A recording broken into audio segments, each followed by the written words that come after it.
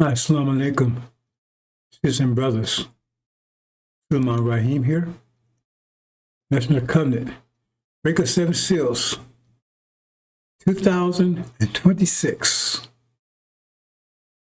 I can guarantee you, brothers and sisters, these demons will not survive 2026. This is your year.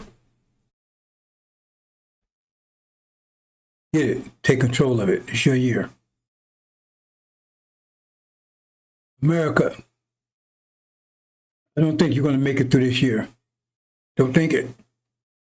We'll see.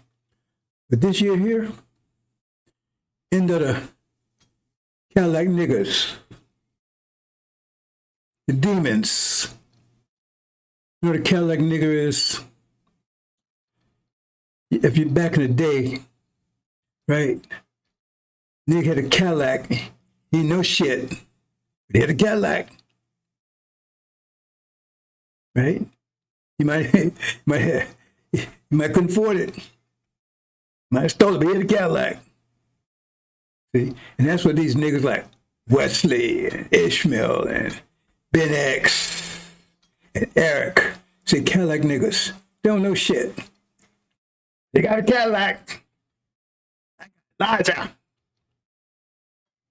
You don't know the first thing about Elijah.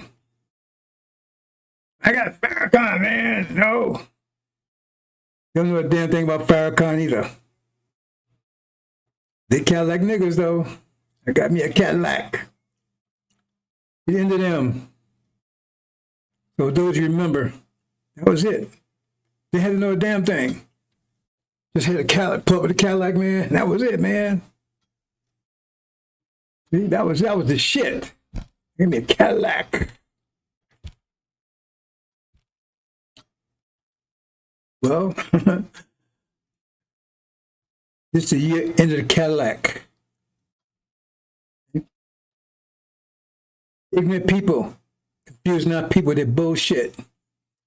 Don't know a damn thing. They should have stayed back in the corner wiping their ass like they licking their behinds like dogs do. But they're out here with them nonsense. So-called son of man. Don't know shit. Don't know a goddamn thing. Now they were confused, not people. I'm not going to do anything. How people going to do it to you? When they realize the truth, that's what's about to happen, brothers and sisters. See, it took a long time. But tribulation is a mercy. Because they're going to have to be convinced because of your bullshit of the truth of Elijah Muhammad. See, they got the truth. These devils are devils. See, because he's not going to attack just some of you. He's going to attack all of you. Anything that's black, he's going to attack. That means demons, all the black going to be running, you're going to attack them all. That's going to convince you that they're all devils. And you're going to say, oh, damn, he was right. No, you're going to be totally convinced if you survive it. Even if you die, you're going to die knowing it. That they were devils. See, that's one of the first things. First evidence, right? And then, false sister goes down. Uh-oh, that's the other one. We got the true seed of Abraham. We some niggas out here, right? We know, dog. See? Bitch. Oh. Superfly. No. Two things gonna hit. You're gonna realize they're really devils and you're gonna realize who you are. At the same time. And then that recognition is going to make you realize who they are, who the demons are, and the Cadillac niggas. It's all coming to a head, and it could happen any day now. But this war is going to, Master Muhammad's going to make his move. When he make his move, false Israel going down, that means, oh, we should say Abraham, hey man, hey, don't call me no dog, ain't no dog. I'm a god. See? You call me no bitch. I'm a goddess. See? You're a dog. And you're a bitch. That's where it's going down, brothers and sisters. Recognition of who you are. Hey, they ain't my brother. They ain't my goddamn brother. The goddamn devil. Oh, that's why I said shock and I was going to come to you. It's a shock. All this truth will hit you like a whirlwind. Bam. 2026. That will hit you. As soon as war starts, hit you like that, they're going to attack you. They're going to make you realize they ain't love none of you. They hate all of you. They're going to attack all blacks. All of them going to do it. Ain't going to be no reservations. The cover's going to be pulled off. They'll be revealed. And then you're going to reveal that you're the true seed of Abraham. And you'll realize them are demons, FARRACON, and these Ishmael and Wesley and all those, they Cadillac niggas, demons, Cadillac niggas and demons. Come like that. See? So you're going to get away from those devils. You're going to come together and see the great army. And you're going to kick the shit out of these fucking demons and these Cadillac niggas. See? And you're going to inflict a grievous the most grievous chastisement. Who's going to put that grievous chastisement on them? You are. Boy, you don't know what your people going to do to you, fools. Wesley, if I was you, I'm not taking the first plane, first train, anything, get the hell out of this universe. Because what they're going to do to you is off the page. What they're going to do is, who think going to do it? Some mystery God? They're going to do it. It said, for you, the most grievous chastisement. Who think going to inflict that grievous chastisement? What they're going to do is off the page. Off the page. 2026. Omniscient desolation. Happening right now. Nobody's talking about it. But me, it's happening right before your eyes. I tell you, when that happens, it's going to trigger everything. The war in heaven, everything else. But they ain't telling you about it. I'm telling you about it. So we're there now.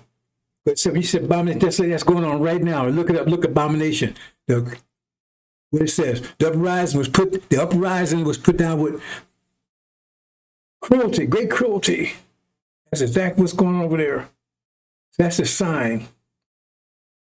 Here we go, brothers and sisters. I'm gonna let you go. Right? This is a little 2026 short. So enjoy. As long as you can. Cadillac niggas, boy. Ooh, the guy got me a Cadillac. Don't know a goddamn thing. How much is 5 plus 5? I got me a Cadillac. Can't add, can't subtract, can't even fucking read. You know, I remember going to one of the newest thing, and this clown talking about, oh man, you know how good giraffes got a long neck? Well, a long time ago, one giraffe looked up there and saw a fruit on top of a tree, and he wanted to get up there. And so that urge, he passed on to his son, to his next son, for millions of years, until finally one had a neck long enough to, man, I was about to pass out.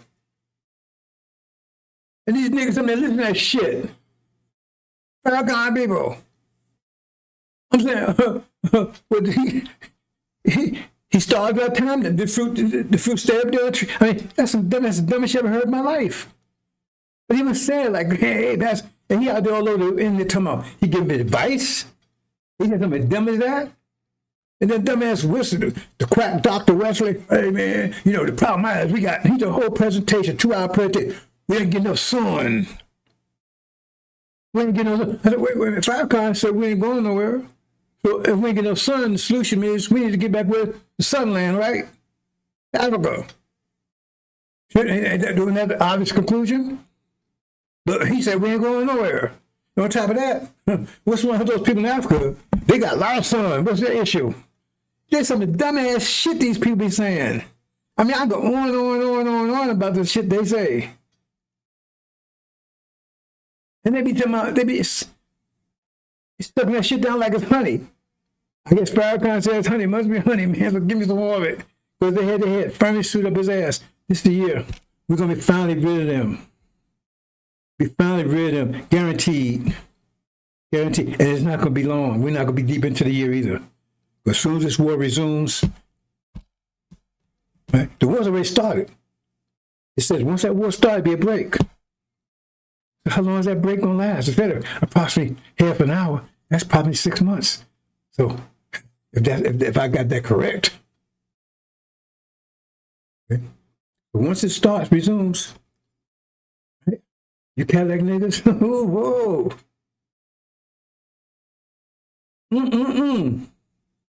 You will finally get this chance to get a full menu, a few, what they call it, what they call those things, banquet, what they call them, buffet. You're going to get a full buffet of the shit that you've been dispensing. Hope you enjoy it. Because it's not going to be cooked, it's going to be cold. Full banquet of it. Buffet. This is a year of consequence.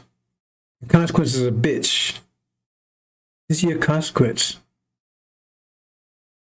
I see you. Assalamu alaikum. I like niggas.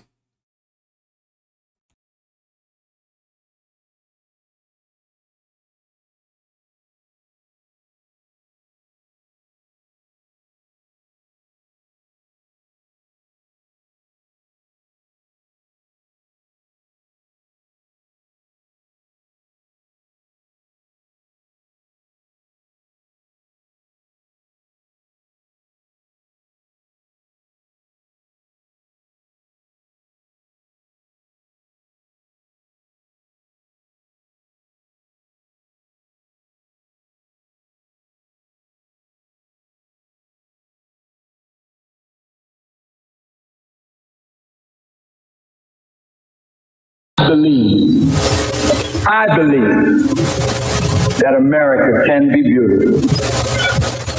How can America be made beautiful? Now, family, listen.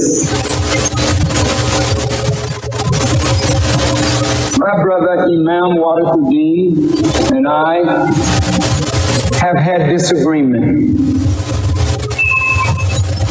But his followers and mine have never given each other as much as a bloody nose.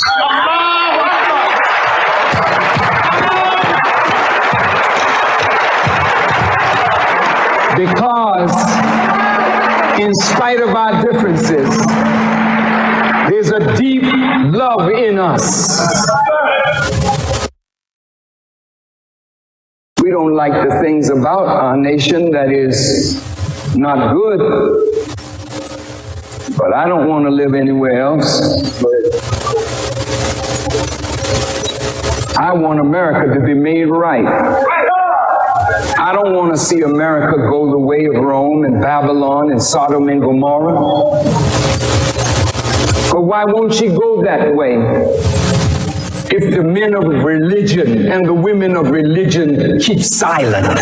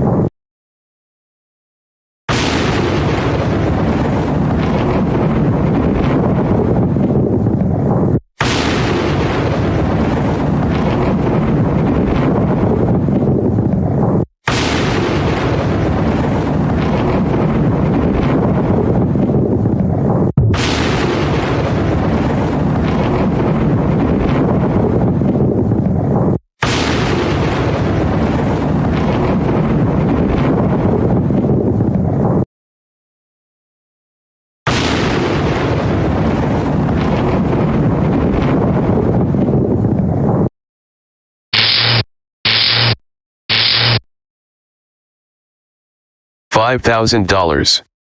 Cash payment to anyone who can prove that what lying son of a devil Farrakhan is preaching is consistent with the lessons, supreme wisdom, of Master Fard Muhammad Elijah Muhammad's representation of his teacher Master Fard's teachings.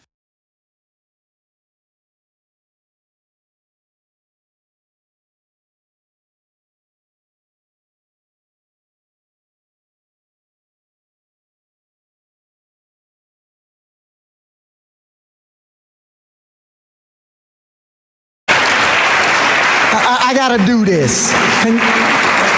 Do you mind? Yes, I'm gonna do something. I don't want to put my brother on the spot. See, this is this. This is something else. Love and faith transcends color.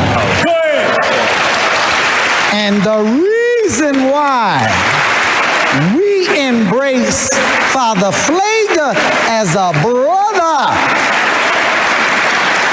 is because we find him on the battlefield of justice, being a true disciple of Jesus. And the last thing I'll say is, you will never call us racist. Yes, sir. Yes, sir. Because this day that we honor Yes, sir. Master Fard Muhammad, if you see an image of him, put his image up. Yes, sir. That's the man whose father was a black man and his mother a Caucasian.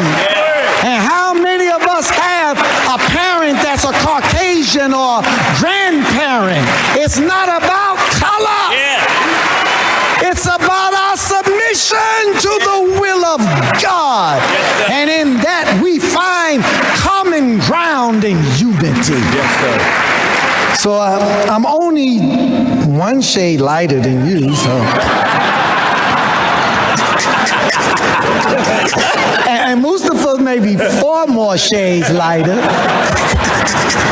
We a family. Yes, sir. Let's stay a family and be a family and love each other as God would have us to love each other. We love you, Father. Happy Savior's Day. Thank you. I had to do that. We love you. One more time, brother.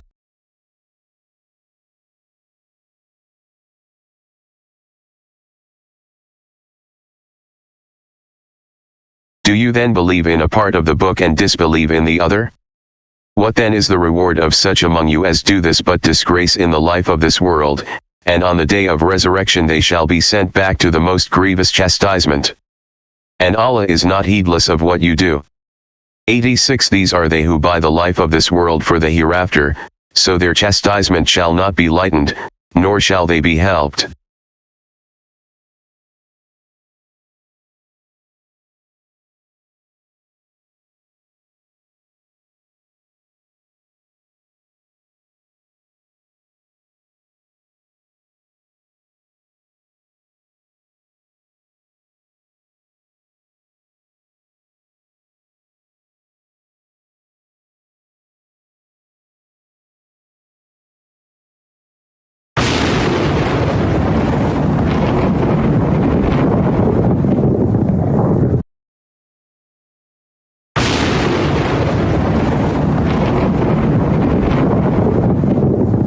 Malachi 3:1.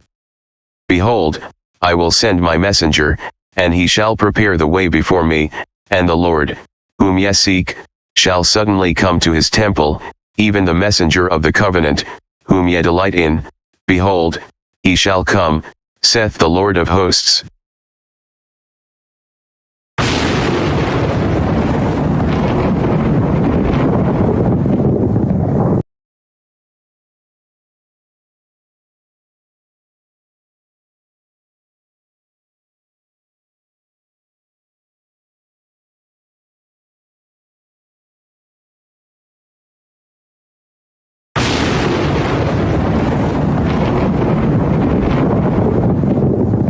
Genesis 15:12. And when the sun was going down, a deep sleep fell upon Abram, and, lo, an horror of great darkness fell upon him. 13. And he said unto Abram, Know of a surety that thy seed shall be a stranger in a land that is not theirs, and shall serve them, and they shall afflict them 400 years. 14. And also that nation, whom they shall serve, will I judge, and afterward shall they come out with great substance.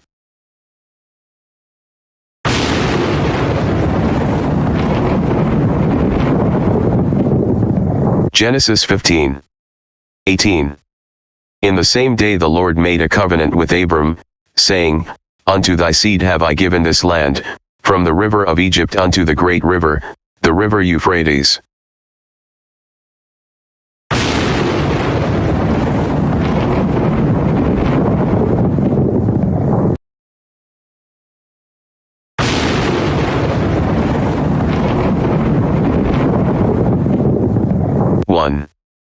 Now after the death of Moses the servant of the Lord it came to pass, that the Lord spake unto Joshua the son of Nun, Moses' minister, saying, To Moses my servant is dead, now therefore arise, go over this Jordan, thou, and all this people, unto the land which I do give to them, even to the children of Israel. 3. Every place that the sole of your foot shall tread upon, that have I given unto you, as I said unto Moses. 4. From the wilderness and this Lebanon even unto the great river, the river Euphrates, all the land of the Hittites, and unto the great sea toward the going down of the sun, shall be your coast.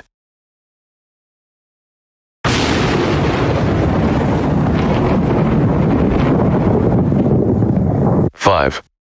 There shall not any man be able to stand before thee all the days of thy life, as I was with Moses, so I will be with thee, I will not fail thee, nor forsake thee.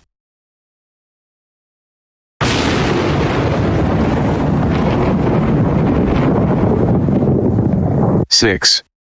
Be strong and of a good courage, for unto this people shalt thou divide for an inheritance the land, which I swear unto their fathers to give them.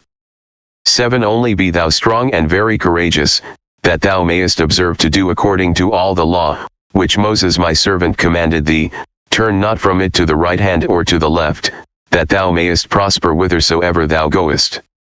8. This book of the law shall not depart out of thy mouth, but thou shalt meditate therein day and night, that thou mayest observe to do according to all that is written therein, for then thou shalt make thy way prosperous, and then thou shalt have good success. 9. Have not I commanded thee? Be strong and of a good courage, be not afraid, neither be thou dismayed, for the Lord thy God is with thee whithersoever thou goest.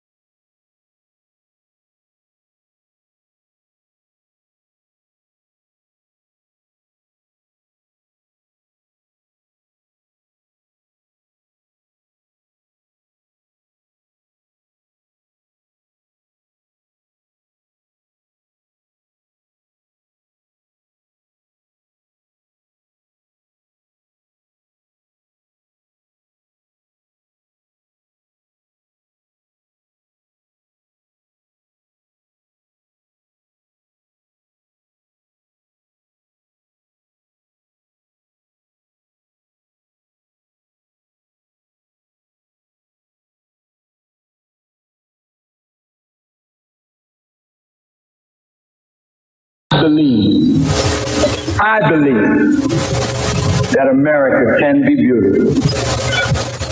How can America be made beautiful? Now, family, listen.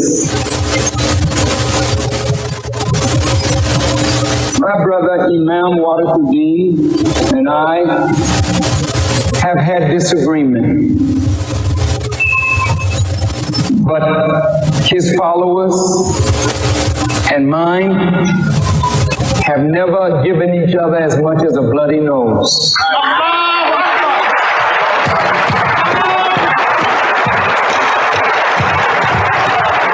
Because in spite of our differences, There's a deep love in us. We don't like the things about our nation that is not good, but I don't want to live anywhere else. I want America to be made right. I don't want to see America go the way of Rome and Babylon and Sodom and Gomorrah. But why won't she go that way? If the men of religion and the women of religion keep silent.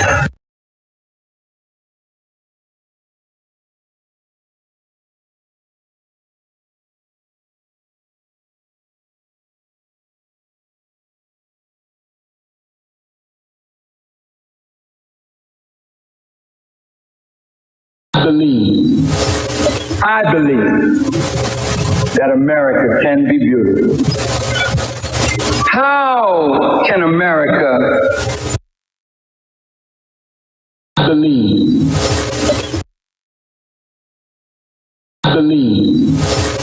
I believe that America can be beautiful. How can America be made beautiful?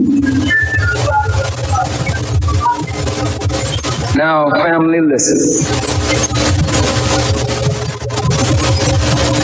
My brother Imam Wadakuddin and I have had disagreement,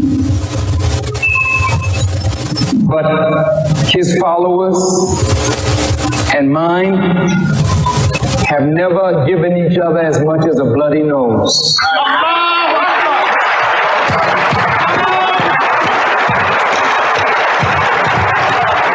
Because in spite of our differences, there's a deep love in us. We don't like the things about our nation that is not good, but I don't want to live anywhere else. I want America to be made right.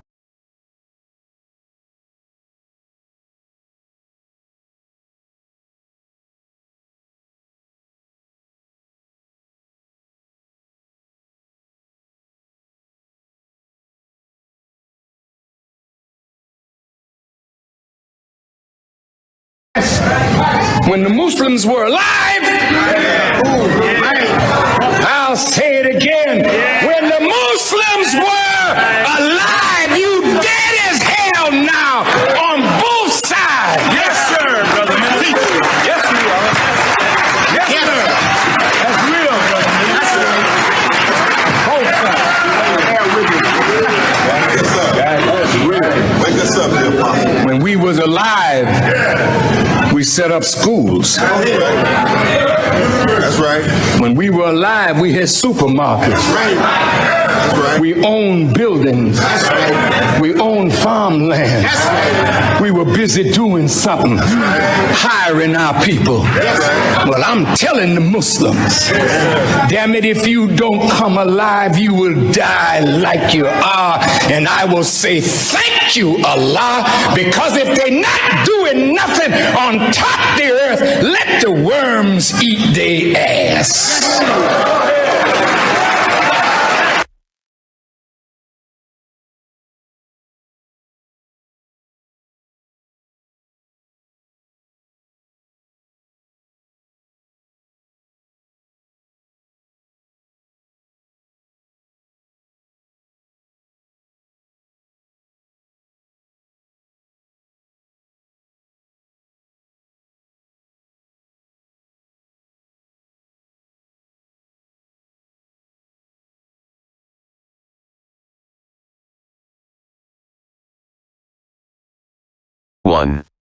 Now after the death of Moses the servant of the Lord, it came to pass, that the Lord spake unto Joshua the son of Nun, Moses' minister, saying, To Moses my servant is dead, now therefore arise, go over this Jordan, thou, and all this people, unto the land which I do give to them, even to the children of Israel.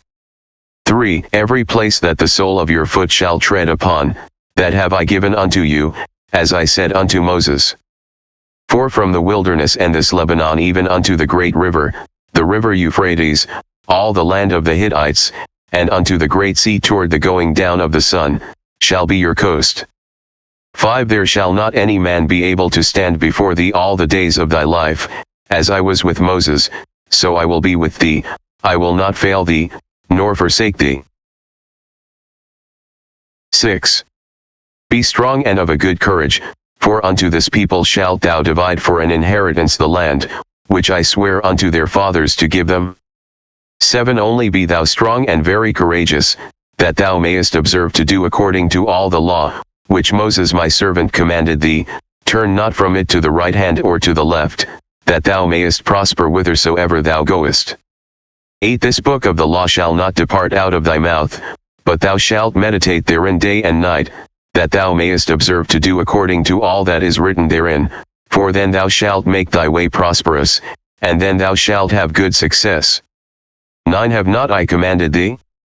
Be strong and of a good courage, be not afraid, neither be thou dismayed, for the Lord thy God is with thee whithersoever thou goest. 1 And it shall come to pass, when all these things are come upon thee, the blessing and the curse, which I have set before thee, and thou shalt call them to mind among all the nations, whither the Lord thy God hath driven thee, 2 And shalt return unto the Lord thy God, and shalt obey his voice according to all that I command thee this day, thou and thy children, with all thine heart, and with all thy soul. 3 That then the Lord thy God will turn thy captivity, and have compassion upon thee, and will return and gather thee from all the nations, whither the Lord thy God hath scattered thee. 4 If any of thine be driven out unto the outmost parts of heaven, from thence will the Lord thy God gather thee, and from thence will he fetch thee. 5 And the Lord thy God will bring thee into the land which thy fathers possessed, and thou shalt possess it, and he will do thee good, and multiply thee above thy fathers.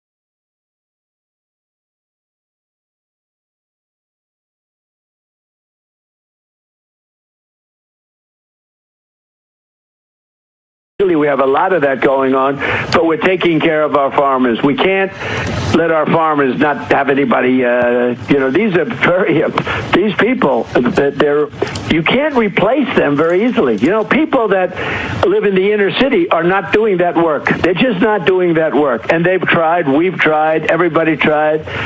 They don't do it. These people do it naturally. I said, what happens if they get it to a farmer the other day? What happens if they get a bad back? He said, they don't get a bad back, sir, because if they get a bad back, they die. I said, that's interesting, isn't it?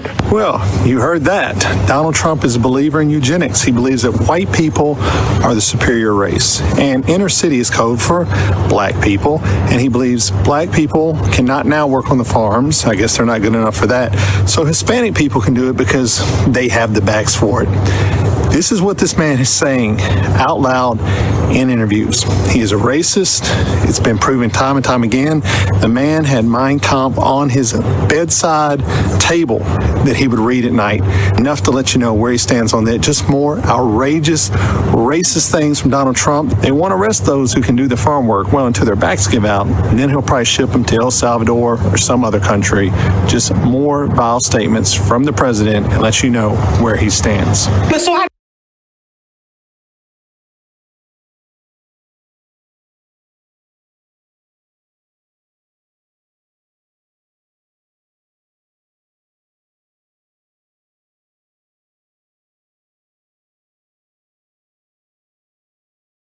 When they were arresting people for praying outside of abortion clinics. I mean, I do think the UK, and I say this as, someone who is half English, I think it's like reached, or it is quickly reaching a point where democratic reforms are going to be pretty tough because of the demographic change. And that, of course, the point of importing all these people is to overwhelm the people who live there who disapprove of the program. So you don't have to care what they think because you just bring in new people and their will becomes like all that matters. And so I don't think you're going to fix these things through elections at some point, probably pretty soon. And I just worry a place like the UK, Canada is another, a bunch of different countries in the West are at the point where they're literally revolutionary. They are poised for revolution. And as someone who really doesn't support revolution and hates violence and hates civil war above all, I'm worried about that. I mean, I don't see how this is fixed. Starmer, who's, he's just an instrument of larger forces, but he's a poisonous character, obviously, who's really hurt your country. He's in there for 4 more years. And so you wonder, people are going to start to get really radical in a scary way. I think this is going to happen. And the people in charge don't seem to care. Well, you're already seeing it. You are seeing the anger beginning to manifest itself, and I completely understand the anger. I don't like you. I abhor any form of violence, but I do understand the anger when you have, Keir Starmer campaigned, I'm going to smash the gangs that allow these little boats to come over the channel, delivering tens of thousands of people illegally into the country, and they then get put into these so-called asylum hotels where they're given a pretty good lifestyle, certainly a far better lifestyle than many people really struggling at the moment in the UK. And of course, far from smashing the gangs, it turned out yesterday that he's smashing new records for the number of people coming in illegally on the boats. Of course, it's out of control. And the British public are reaching a point of saying, we are done with people coming in illegally and being treated better in a more comfortable and more luxurious manner than we treat our own people. Well, the whole point is to humiliate and degrade the indigenous population of the British Isles, the white population. I mean, that's the whole point. And are they really going to do something about it? What would that be exactly? I'm reaching a point of saying we are done with people coming in illegally and being treated better in a more comfortable and more luxurious manner than we treat our own people. Well, the whole point is to humiliate and degrade the indigenous population of the British Isles, the white population. I mean, that's the whole point. And are they really going to do something about it? What would that be exactly? You'd really have to force a lot of people to go back to their countries of origin, millions of people, and you need to do it really soon. And are they actually willing to do that? I don't know, but these are existential questions that we have been browbeat into ignoring for decades. But the question is is Ireland Ireland? If it's majority non-Irish, oh, shut up, they're Irish. No, they're actually not Irish. Same with the UK, same with England, Scotland, Wales. Like, it's all changing so fast. Nothing like this has ever happened in all of history, except when, say, the Mongols swept across the steppe and raped everybody. Like, that was true demographic change on this scale. But even that wasn't as profound as what we're seeing in every white country around the world. I would say the West, but Australia and New Zealand also. So, like, what is that? Now, my brain is not big enough to understand what that is. I have a lot of theories about it, but I don't know if they're true. All I know is what the numbers are, and that's real, and no one feels that he can say it. Everyone's like, oh, well, if that were happening in China or India or Malaysia or Senegal, it doesn't matter. You'd be like, what the hell is that? Like, the population's totally different. Look at graduation. Pick, I don't know, King's College Law School, and look at the graduation picture for the last 30 years. Who's in it? Just like, let your eyes tell you the truth for once. Like, this is a total change in population. Is it better? Is it worse? Can't have that conversation. Who's pushing this? Does the population want it? The population clearly doesn't want it. There's no polling that's meaningful on the subject. I mean, there's no referendum on it. You don't get to decide. You've got no voice in it, other than you get to go to jail if you complain loudly enough about it. What is this? I think it's the biggest and darkest thing that has happened in the last 1,000 years, for sure. And I think it's leading somewhere really, really bad. It's not happening by accident, that's obvious, because it's only happening in white countries. I mean, I think that... Oh, shut up, white supremacist. Well, in fact, I'm not a white supremacist. I'm just noticing what the hell's going on. I think most people I've spoken to about this in the UK, most people have always viewed the UK to be a very tolerant, multicultural, cosmopolitan place to live. That's why so many people want to come here. And people have no problem with that. And it's been very successful for a long period of time. But it's multicultural? What does that mean? We have a lot of different people from different countries, different cultures, and it's always worked historically. So is Sharia law in a multicultural country, is Sharia law... What does that mean? We have a lot of different people from different countries, different cultures, and it's always worked historically. So is Sharia law in a multicultural country, is Sharia law every bit as valid as English common? No, people don't want Sharia law here. No. A lot of people do. Wait, but hold on. I don't know what you mean. Multiculturalism itself is the lie designed to subvert a society. No, a society has a culture. You can argue about what it is or ought to be. It's not necessarily the same as race. It's connected to race, but it's not the same. People from different races can buy into your culture. That was kind of the beauty of the West. But a multicultural society is not sustainable. There's never been such a thing. Is one culture will dominate. Hang on, Tucker. Surely the United States of America, given the very way it was created, is the epitome of a multicultural society. And my point I was going to make to you was... It's absolutely not. No. It's a multiracial society. Yeah. Though it was not actually a multiracial society up until pretty recently. It was just like 90% white for most of its existence, but whatever. But you did have different peoples, you had different religions. That was all totally fine, but there was one culture, as American culture. There's no such thing as a multicultural society. It's not sustainable. One culture will overwhelm the other. Again, it's not the same as race. It's not identical to race. It's connected, but it's not the same. But multiculturalism is by definition insane. No, it's never happened. It never will happen. One culture will predominate. It will impose its values on everybody else. I mean, the gay thing, which was not a thing 40 years ago, gay was a slur, all of a sudden becomes multiculture there. There's one culture, and it's required. And that's true in every society, because a culture is a commonly agreed upon set of values, which in their firmest form are called laws. But those values can evolve. This is true everywhere. But those values can evolve. Of course they evolve, but there's only one set of them. It's not multicultural. There's one set. You worship one God in every society. Sorry. But your country's values were established by the United States Constitution, and that's had, 26, 27 amendments, right? So your own values, as determined by the founding fathers, they have evolved and been changed to accommodate changing times. There's no doubt. Look, I'm not even arguing against change. That's natural. It's natural that people's views evolve. So the culture changes. Once you start rejecting the laws of nature, then you're doomed. But let me just say, no, of course, societies change. I get it.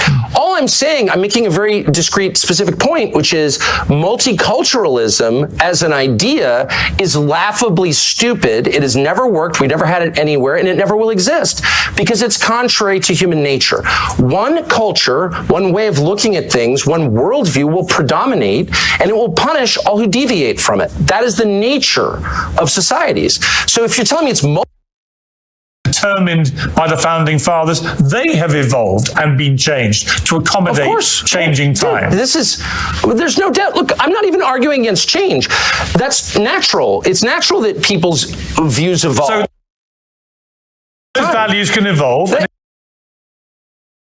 There's one culture, and it's required. And that's true in every society because a culture is a commonly agreed upon set of values, which in their firmest form are called laws. But those values can evolve. This is true everywhere all the time. But those values can evolve. Of course they evolve, but there's only one set of them. It's not multicultural. There's one set. You worship one God in every society. Sorry. But your country's values were established by the United States Constitution, and that's had, 26, 27 amendments, right? So your own values, as determined by the founding fathers, they have evolved and been changed to accommodate changing time. There's no doubt. Look, I'm not even arguing against change.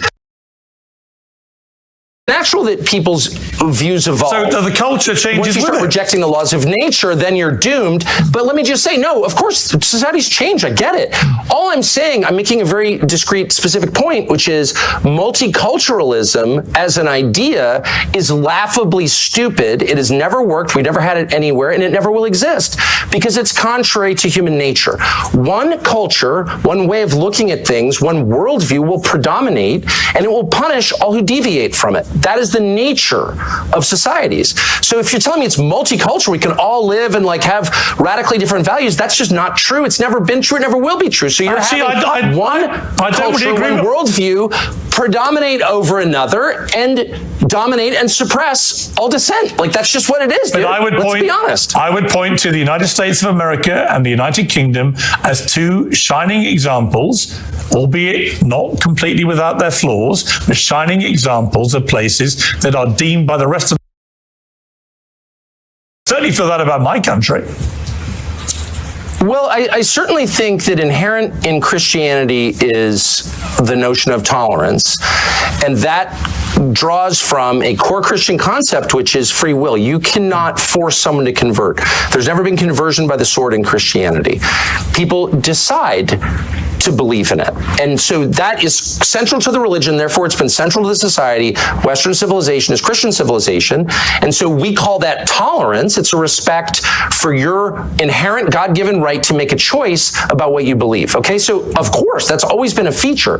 My only point is, a society has a commonly agreed upon set of beliefs, rules, and laws that are the definition of the society itself. That's what a society is.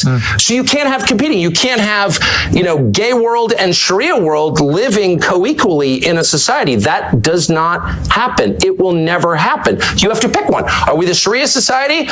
Are we the party time gay rights society? Which one? And you can't face that reality. So you're just sort of snoozing along until the inevitable point where you're going to wake up and be like, my values have no bearing on what our society is anymore because we've been invaded by other people with a totally different worldview, and they're now in charge. And that day is coming very soon for your country, and maybe it'll improve it. I don't think the UK could be a lot worse than it already is. It's this kind of disgusting, sad, self-hating, suicidal island that was once great. It kills me to see it as a half English person, but that day is coming. It will change. You will either decide to be Western or Eastern. That's a choice that we're all going to face. I don't want to face that choice, but it's being foisted upon us by the architect.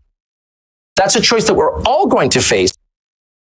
Suicidal island that was once great. It kills me to see it as a half English. That day is coming. It will change. You will either decide to be Western or Eastern. That's a choice that we're all going to face. I don't want to face that choice, but it's being foisted upon us by the architects of mass migration. Sorry. I would question your characterization as my country as a sad, disgusting, what was the rest of it, suicidal nation. I feel none of those things. I feel very happy to be in the United Kingdom, and I feel that there are lots of very happy Our system, the Western system, which is very distinct from the Eastern system, very distinct, and it's distinct on this one precise point, we believe, and have always believed since this country was founded, since your country became, not a pure monarchy, but even when it was a pure monarchy, the belief in the West, because of Christianity, was the worst thing you can do is punish the innocent. That's the worst thing you can do. That's worse than not punishing the guilty. And we often said that to each other. We no longer say that because there is a pretty concerted effort to blur the meaning of these terms. But I'm not going to be deterred from defining words precisely. Terror is murdering people, killing people, punishing people who committed no crime.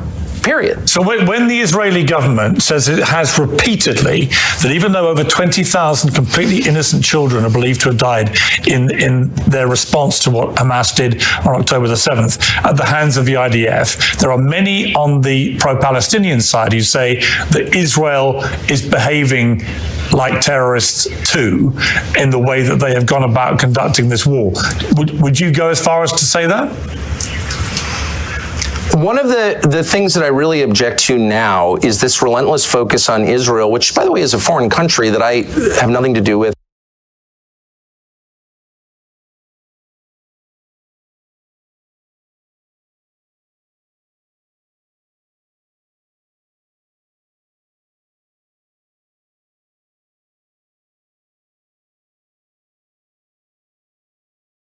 We've done this before. Now, maybe today things are different, and we will end up living in a nation that is sharply divided and may ultimately produce something else. But I'm an American. I love my country. I want to see it stay together. I'm interested in social cohesion, which means that I think our laws, customs, and culture have to be dominant. We can accept some diversity on the edges, but not fundamental division. I think we're in a state of fundamental division. So when I bring up Sharia law, I've sat in many discussions with many people that said, well, I don't care what people look like, but I do care about Sharia law, and I don't want that practiced anywhere near my family or in my country. And that's something you should be aware of. So the notion that someone can come here and say, well, that's part of my religion and we're going to abide by Sharia law, they're going to find serious resistance and opposition in the country. That's and as I clarified, It's because it matters. It's this thing we call societal cohesion. Nations do not exist on their own. They have a core population. Our core population from the very beginning was always at least 80% European and Christian and about 15 to 20% African. But when you start bringing in huge numbers, millions, who are fundamentally different from the core population, you are going to get violence, anger, and conflict. How many times have you heard people say, if you bring people in from the developing world, what do you get? The developing world. And now we've got that. You can't bring in hundreds of thousands of people from Somalia, plant them, of all places, in Minnesota, and then be shocked that, no, they're not Americans. They're not really interested in being Americans. They're foreigners living on American soil. Nobody wants to say that publicly. If you do, oh, well, you're a racist. Well, you know, the world is full of racists. The real war that's going to decide our fate is not going to be fought anywhere overseas. It's going to be fought right here inside the United States. Are we going to survive as a republic, as an English-speaking republic that rests on the foundations of Western civilization? Or are we going to become something else? One point that is The Constitution was completed in 1789. I think we had 5 million people living in the 13 British colonies. We were 90% white, that is excluding the Africans that were in the country who had been brought here as slaves. But we were 90% white. We were 90% Protestant. And this may be hard for you to believe, but the people that wrote that were trying to protect all of the Protestant sects from a state church on the model of the Church of England and the Roman Catholic Church. That's one of the reasons it was almost 100 years or more after that before people began to finally accept Catholicism as a religion, because it was viewed as political power. My point to you is the Constitution is outdated.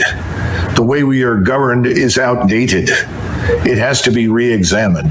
Nobody in 1789 imagined that anybody would come to the United States except another lunatic, religious fanatical Protestant who hated the Church of England. That's what people feared. That's what they thought of. The Constitution that we have does many good things, but I would argue that the Bill of Rights is ultimately more important. The Bill of Rights is vital and essential, and that needs to be defended. But the Constitution and the way we govern and the things that we're doing, it's out of date. It doesn't fit our needs. And that's back to my comment on something given has no value. You have to earn it. And we haven't made anybody earn their place in this country. I'm talking about people like me that have been here forever. My first ancestor stepped off the boat in 1681. So we've got to get back to some notion of national service, because national service promotes national integration. It addresses some of these problems that you're discussing. Now, I know that you may not want to conform and may not want to be as I am, but I'm an American and nobody questions that. Nobody ever will. If you don't want to stand out and be questioned, then I suggest that you change your appearance, because I don't think it's life or death for you to wear what you wear. I think this conversation. It's not fine, because it's leading to violence that could have otherwise been avoided. You see, every great nation, every large nation can always accept some number of people into its ranks that are different from them. It's always been the case. But if you suddenly import millions, which is what's happened here and happened in Europe, then you threaten the core gene pool. What I'm trying to tell you is there's a problem. And we can all think that there isn't, and you can insist there isn't, but that's the view. And I think it's incumbent upon all of us to address it truthfully and openly. Stop pretending it's not a problem. It's a problem. I mean, what's also a problem is white supremacy, and that's. No, because you're saying you're different, you're going to remain different, and you don't think that if that's not compatible with being an American, then the hell with it. That's what you're going to do. Well, then what do you make then of, white American people who convert, let's say, to Islam and choose to cover? Are they not American anymore? Listen, if they want to do that, that's obviously their business. I don't know how many are out there that do that. I think again, it's ill-advised. I think you have to hold the society together. There has to be an agreement on certain things, customs, culture, way of life. And unfortunately, if you're going to practice rigidly a brand of Islam that demands certain things, and this is why I asked right off the bat, do you support Sharia law? I'm a Muslim. What being a Muslim means is I follow the guidelines of my religion, which is a peaceful. Does your religion dictate to you Sharia law? My religion dictates to me to be a good human being, to be good to my neighbors, to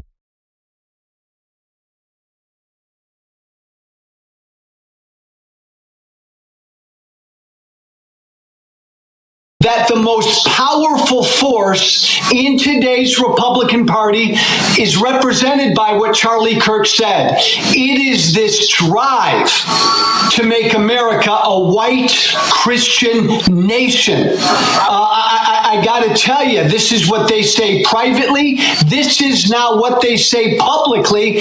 This is what Charlie Kirk said publicly. And Joe, again, one of the reasons I wanted to have you on, because you know these people very, very well. Yeah. You said it yourself.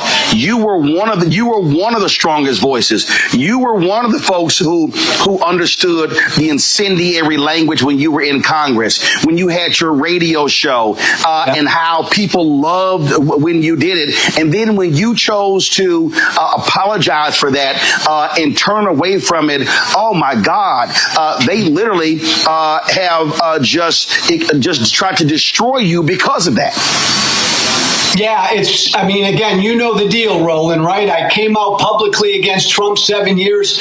For 7 years, I put up with death threats on a regular basis. Nobody is welcome in that party unless you bow down to what this force is, this MAGA force. And again, look, there have been some people on the left who've celebrated Charlie Kirk's murder. Shame on them, be better people. But this is much worse, Roland, what my former friends are doing on the right, because they are turning this into a holy war. When you say we declare war on the left because of what some 22-year-old young guy did in Utah, and then you declare war on the whole left, that's a lot worse than celebrating Charlie Kirk's murder, because that's dishonest, but that's also inciting hate and violence. And Roland, look, Trump's an idiot. So yeah, Trump says the left, the problem in the country is the left. J.D. Vance is not an idiot. What did J.D. Vance say today, right? He was subbing for Charlie Kirk on his radio show, and he spent the entire show going after the left, going after them, they, them. Man, Democrats need to wake up, Roland. This is a really serious deal by my former colleagues. The stuff that I hear privately from them right now, Roland, for the last 5 days, I mean, they want to go to war. This is a holy war.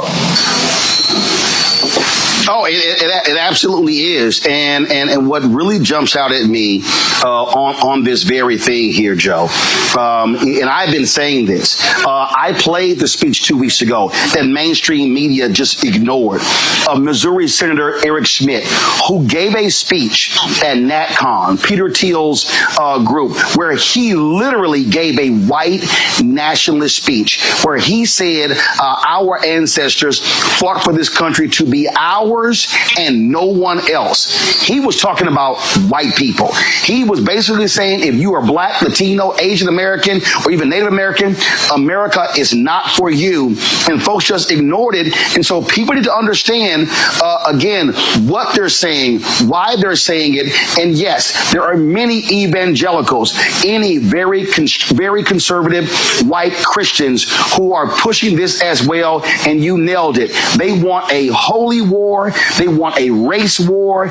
They want this to be a white country. It is clear as day. And Roland, really important point. Charlie Kirk at only 31, the impact he had because he was one of the most successful pushers of this white Christian nationalistic idea. And so I think that's why all of his defenders are out there so strenuously denying he said anything divisive, because they know if you really go through Charlie Kirk's public record, everything he said about people of color and Black women and Muslims and gays and transgenders, if people took the time to go through all of that, and that was put out for average people to see, they'd be blown away by it. That's why his defenders are like supercharged right now. They don't want that record to be seen. Today, you mentioned, and I mentioned as well, Vice President J.D. Vance sitting in to do his show. And listen to this man just blatantly lie, Joe. Play it. I read a story in The Nation magazine about my dear friend, Charlie Kirk. Now, The Nation isn't a fringe blog. It's a well-funded, well-respected magazine whose publishing history goes back to the American Civil War. George Soros's Open Society Foundation funds this magazine, as does the Ford Foundation and many other wealthy titans of the American progressive movement. The writer accuses Charlie of saying, and I quote, "Black women do not have brain processing power to be taken seriously." But if you go and watch the clip, the very clip she links to, you realize he never said anything like that. He never uttered those words. He made an argument against affirmative action as a policy. He criticized a specific Supreme Court justice as an individual. He never said anything about black women as a group. He made an argument for judging people of all races and backgrounds by their own individual merits. Bullshit. Okay, Joe, this is actually what he said.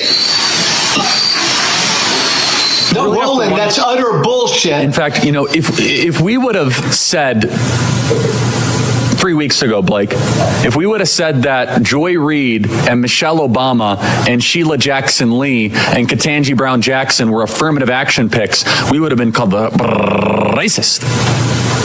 But now they're coming out and they're saying it for us. They're coming out and they're saying, I'm only here because of affirmative action. Yeah, we know. You do not have the brain processing power to otherwise be taken really seriously. You had to go steal a white person's slot to go be taken somewhat seriously. Play cut 52.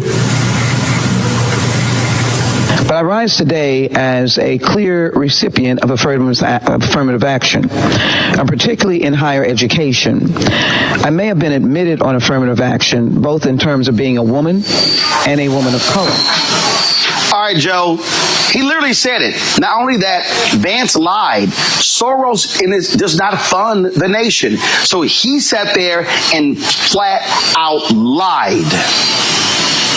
And Roland, remind me, what's J.D. Vance's job?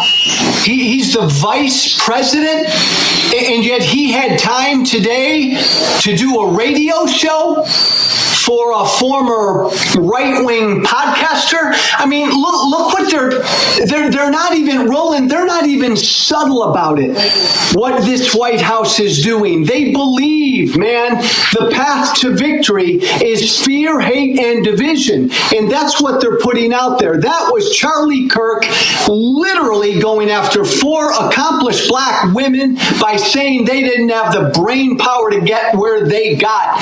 This is what he believed. And this is what MAGA believes. And that, again, Roland, broken record, that's why Charlie Kirk was so damn successful. Why he had such a big audience.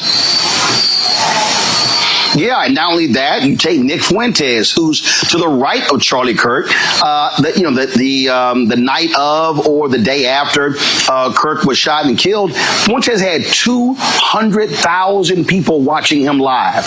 And so what you have this fervor.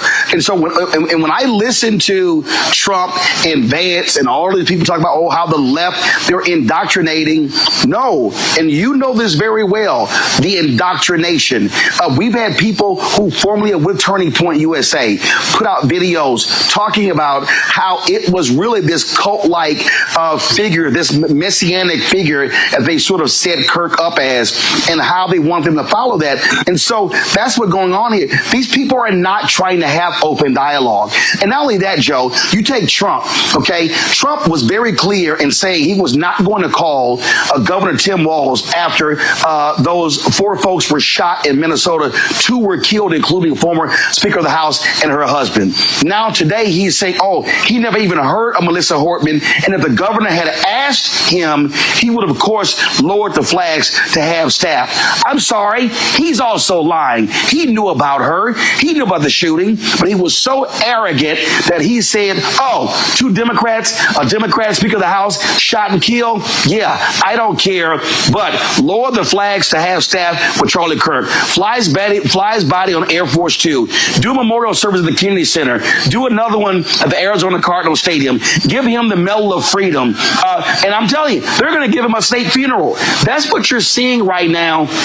And then you got Peter Hegseth going after members of the military who said anything negative in the aftermath of his death. You've got Kirk supporters creating a database of people of every social media post, and then even Vance saying in the podcast, you call their employer. So the so-called free speech people all of a sudden are saying, if you say anything negative about Charlie Kirk after what took place last week, we're going to come after you, come after your job. Oh, I thought they hated cancel culture, Joe. Yeah. Roland, I remember back in my right-wing radio days, I would come on every day, and there was always some story about some leftist group on a college campus that couldn't handle speech that made them uncomfortable to say.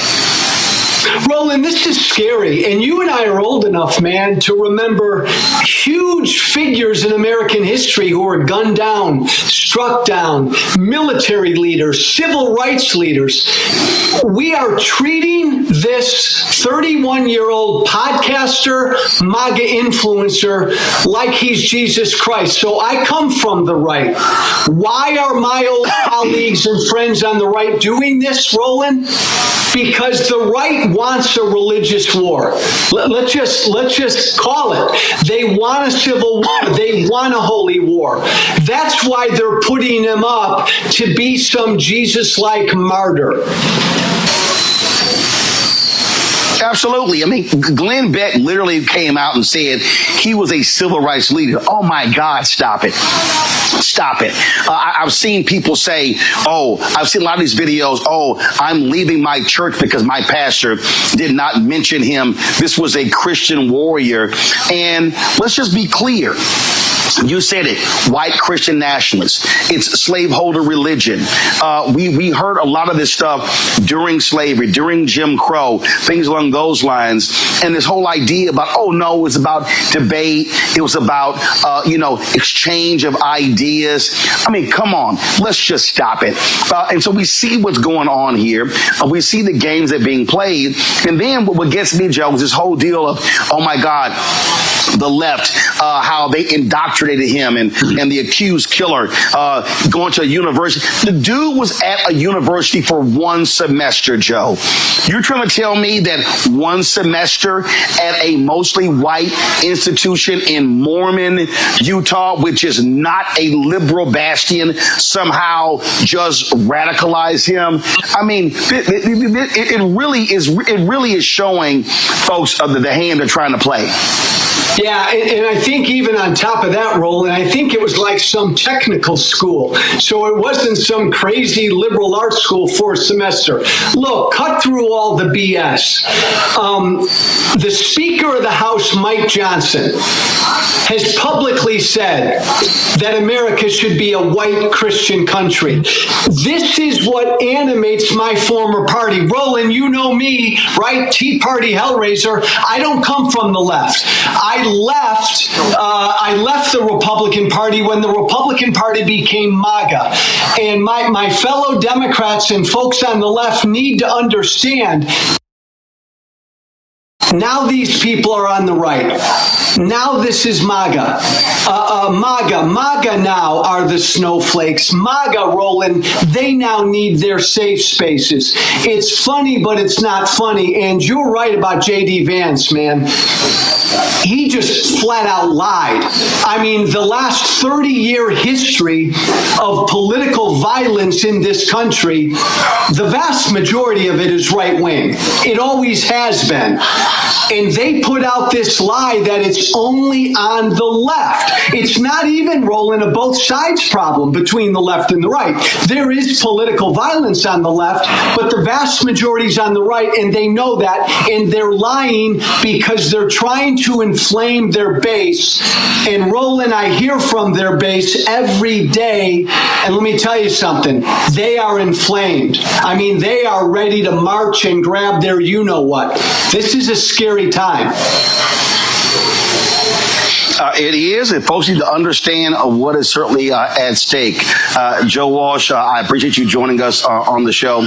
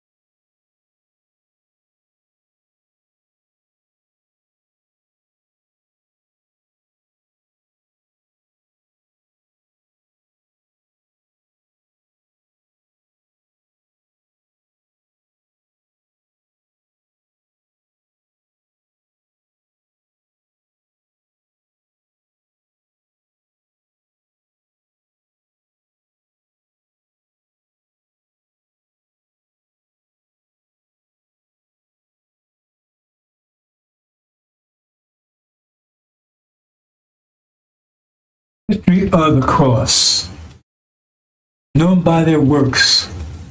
What's the history of the cross? 500-year history of the cross. Murder, rape, destruction, deception, enslavement, burning, terrorizing. To maintain a slavery system, you must terrorize the people 24/7. They terrorize people from Africa and America for 400 years. Constant terror, 24/7. Rape, murder. In the name of Jesus. This was Christians, not Buddhists, not Hindus. Christians in the name of Jesus, when they said Jesus cursed black people, they call them Ham, cursed them to be slaves and persecuted forever. In the name of Jesus, raped our women incessantly, pissed in our mouths, made us eat shit.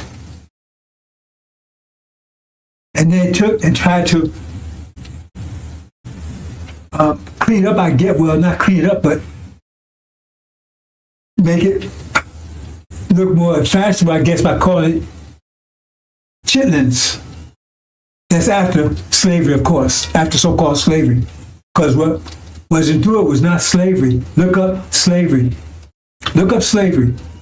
It does include murder, rape, terror. This is a Holocaust. And then now they try to downplay it. Oh, that was 400 years ago. No, it wasn't 40 years ago. I don't care if it was a million years ago. It was 40 years ago. It lasts for 400 years. As they're doing today. They took everything away from the slaves. Everything. Their name, their culture, their families, their religion, their minds, everything. Fed their children to alligators as alligator bait. And then they talk about what's going on in Gaza when they did 1,000 times worse. What's going over in Gaza now is simply just a miniature version of what they did. What they did was far worse than what's going on in Gaza. Gaza's bad. It's genocide. What they did was far worse and much longer. That's the legacy of Christianity. Murder, rape, disease. They wiped out the native population with genocide and disease. Smallpox blankets, knowing they was full with disease. Herpes, syphilis, gonorrhea from sleep with animals. So-called common cold was not common. It didn't exist here on this side of the world until they brought it here. Murder, rape. When they was raping our women, there was a cross hanging from their neck. And again, they taught blacks that this was God's will. God's will. Enslavement of our people.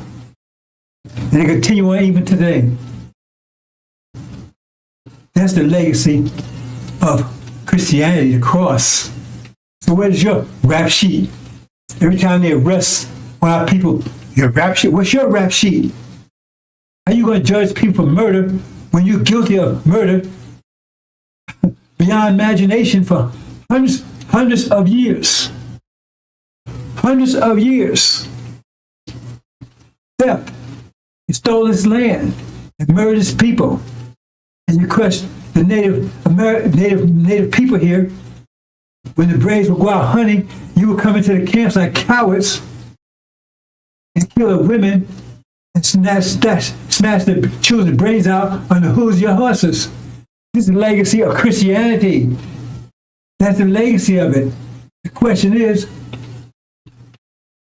if instead of Columbus coming here, Dracula came here, Beelzebub, Wolfman, Frankenstein, Satan, and they all came instead of Columbus.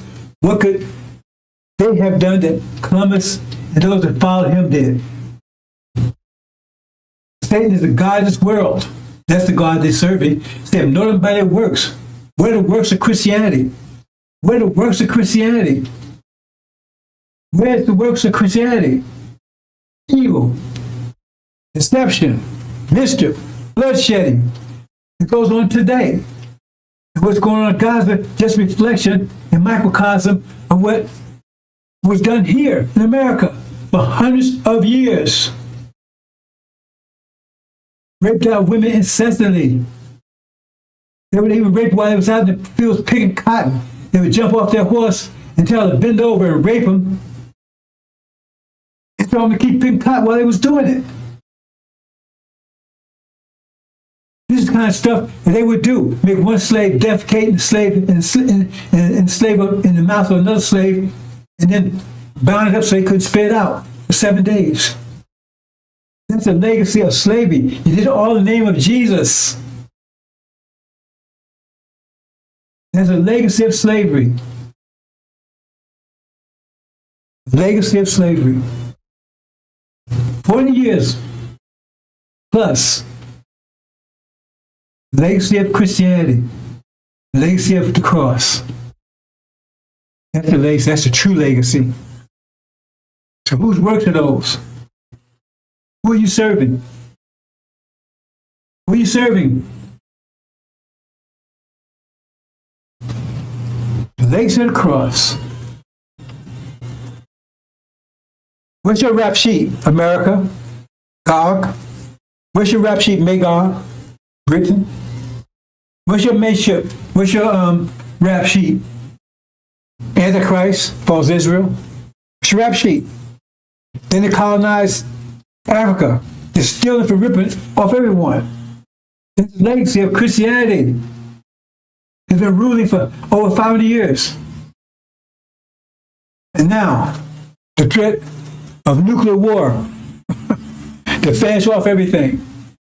That's a legacy of Christianity in the name of your Jesus.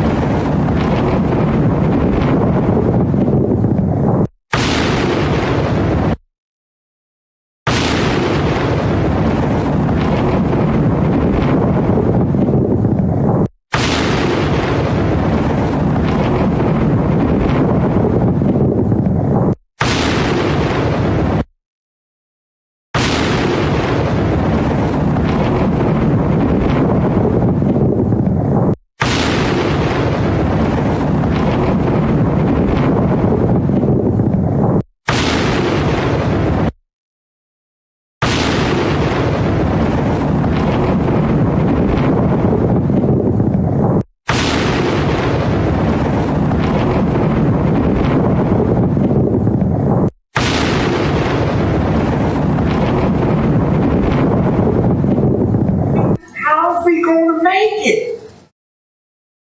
Surely you ain't talking about us packing our bags and going westward or going out there in the land. Ain't no cities, no towns, no infrastructure out there. Surely you ain't talking about that, are you? No. We ain't going back to Africa. No. This is your land. Our sweat, our tears, our blood has earned us the right to the land. What God wants you to do is come out of their ways. Come out of their pagan holidays where you should be honoring Jesus. You are out here buying bunny rabbits and inviting your children to paint eggs for some Easter hunt. Come out of her. Get the Santa Claus out of your house and a tree that is the way of the pagans. Come out of her. St. Valentine's Day. The heck is that? Excuse me. Come out of her name. Come out of her religion. Come out of her culture. Come out of her way of life. Come out of her educational system. Back to their people. When they was put off on the shores of North America. And this ship, Jesus, that John Hawkins brought our past skin. They stood and stared at it disappearing in the whole rhythm, crying, watching to return, with their hands stretched out towards that ship, and tied in chains themselves bound together.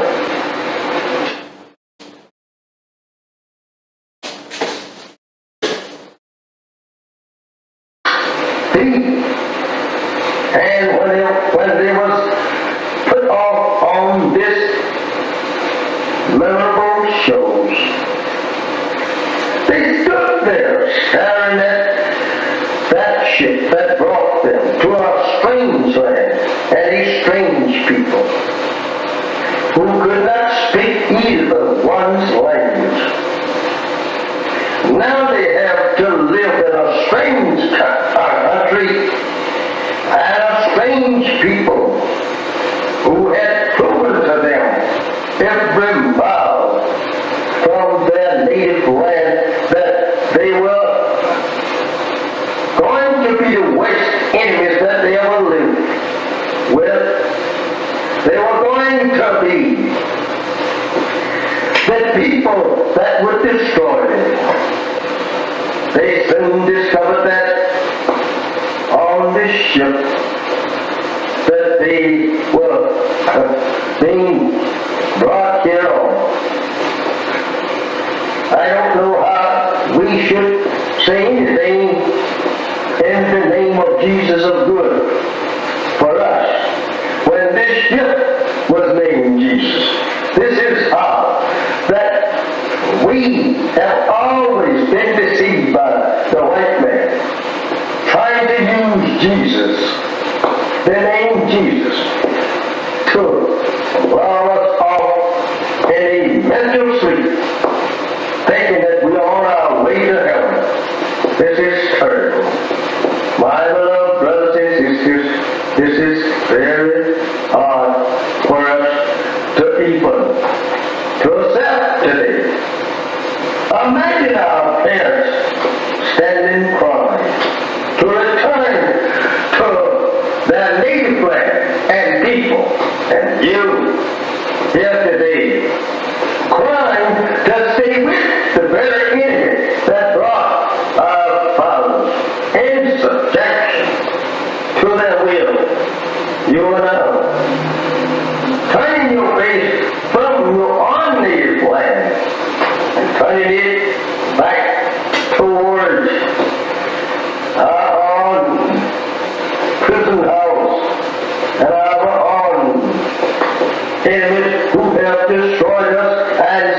to further destroy us. How do you feel? How do you feel? Not wanting to return to your people. They are trying to make love with the very people that destroyed you and your parents. How do you feel? Acting such. And even today, they are beating and shooting you down throughout the country. There is no justice here for you and me. Why is it that you want to be separated and be returned to your own? I ask you that question. Think over your parents on the eastern shore of North America, crying and praying to God to be returned to their arms 400 years ago. How would they like, or you like to see them rise up in the judgment, condemning you for being such fools as now want to live in the land that absolutely enslaved them and killed them and beat them for 300 long years here. They would condemn you as being fools for not wanting to be separated and go to your own, build up a nation for yourself after the white man say you were free. Remember that.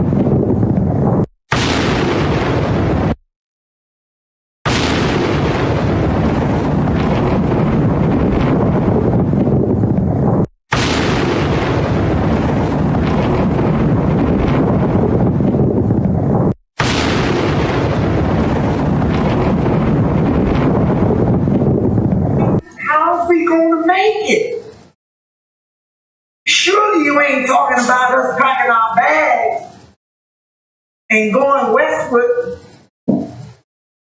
or going out there in the land, ain't no cities, no towns, no infrastructure out there. Surely you ain't talking about that, are you? No. We ain't going back to Africa. No. This is your land. Our sweat, our tears, our blood has earned us the right to the land. What God wants you to do is come out of their ways. Come out of their pagan holidays, where you should be honoring Jesus. You are out here buying bunny rabbits and inviting your children to paint eggs for some Easter hunt. Come out of her.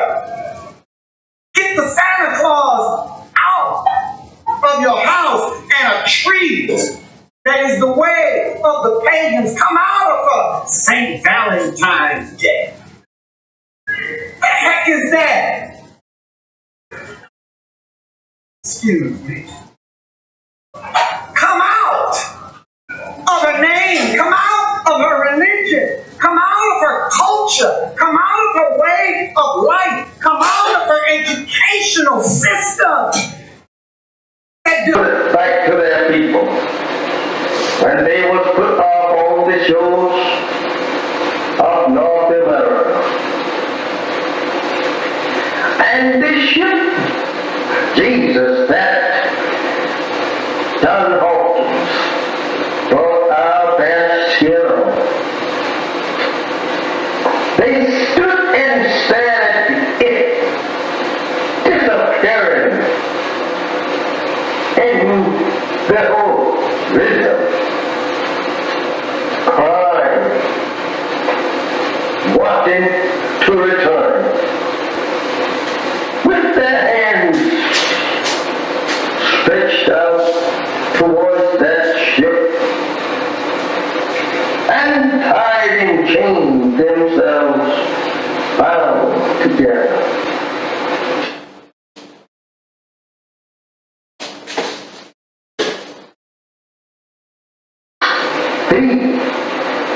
And when they was put off on this memorable shows, they stood there staring at that ship that brought them to a strange land and a strange people who could not speak either one's language. Now they have to live in a strange country and a strange people who had proven to them every mile from their native land that they were going to be the worst enemies that they ever lived with. They were going to be the people that would destroy them. They soon discovered that on this ship that they were being brought here on. I don't know how we should say anything in the name of Jesus of good for us when this ship was named Jesus. This is how that we have always been deceived by the white man, trying to use Jesus, the name Jesus, to lull us off in a mental sleep, thinking that we are on our way to heaven. This is terrible. My beloved brothers and sisters, this is very hard for us to even to accept today. Imagine our parents standing crying to return to their native land and people, and you here today crying to stay with the very enemy that brought our fathers in subjection to their will. You and I. land and turning it back towards our own prison house and our own enemies who have destroyed us and seeks to further destroy us. How do you feel? How do you feel? Not wanting to return to your people. They are trying to make love with the very people that destroyed you and your parents. How do you feel? Acting such. And even today, they are beating and shooting you down throughout the country. There is no justice here for you and me. Why is it that you want to be separated and be returned to your own? I ask you that question. Think over your parents on the eastern shore of North America, crying and praying to God to be returned to their arms 400 years ago. How would they like, or you like to see them rise up in the judgment, condemning you for being such fools as now want to live in the land that absolutely enslaved them and killed them and beat them for 300 long years here. They would condemn you as being fools for not wanting to be separated and go to your own, build up a nation for yourself after the white man say you were free. Remember that.